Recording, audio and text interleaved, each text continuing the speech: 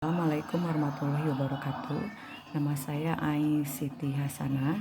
Saya pengajar mata pelajaran IPAS di SMK Negeri 2 Tasikmalaya.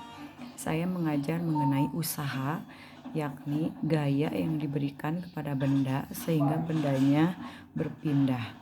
Sehingga dirumuskan W sama dengan F dikali S. Usaha di dalam fisika dan usaha dalam kehidupan sehari-hari pasti berbeda. Kalau usaha di dalam kehidupan sehari-hari itu biasanya usaha ayah atau ibu mencari uang, atau usaha siswa-siswi dalam menghafal untuk mendapatkan nilai yang tinggi. Kalau di dalam fisika, usaha itu pasti selalu menggunakan gaya, misalnya gaya dorong meja atau kita mendorong meja, sehingga ketika kita mendorong meja maka meja itu berpindah sejauh S ya, sehingga rumusnya W sama dengan F dikali S.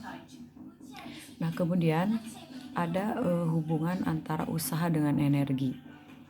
Hubungan usaha dengan energi biasanya itu ada hubungan usaha dengan energi potensial, sehingga dirumuskan W sama dengan delta EP atau Mg dalam kurung H2 min H1, di mana H2 itu adalah ketinggian terakhir, H1 adalah ketinggian awal.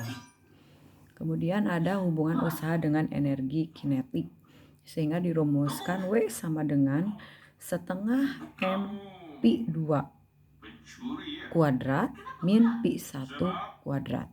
Jadi masing-masing dikuadratkan terlebih dahulu, kemudian dikurangi ya, dan dikalikan dengan setengah dan massa.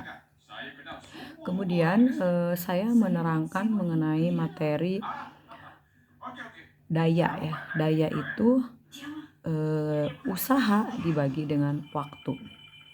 Misalnya ketika kita memindahkan buku-buku yang sangat banyak, kita memerlukan usaha, bukan? Nah, jika waktunya semakin sedikit maka dayanya besar ya. Jika waktunya sangat besar maka dayanya kecil.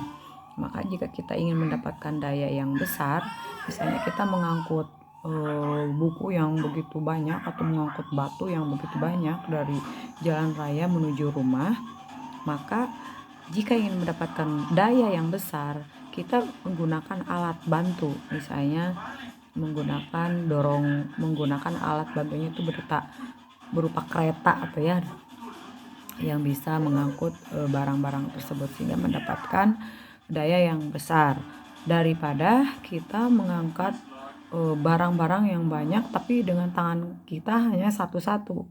Nah, sehingga waktunya makin banyak ya, dayanya daya yang dihasilkan juga sedikit karena faktor pembaginya besar. Karena daya itu rumusnya itu P sama dengan usaha dibagi waktu.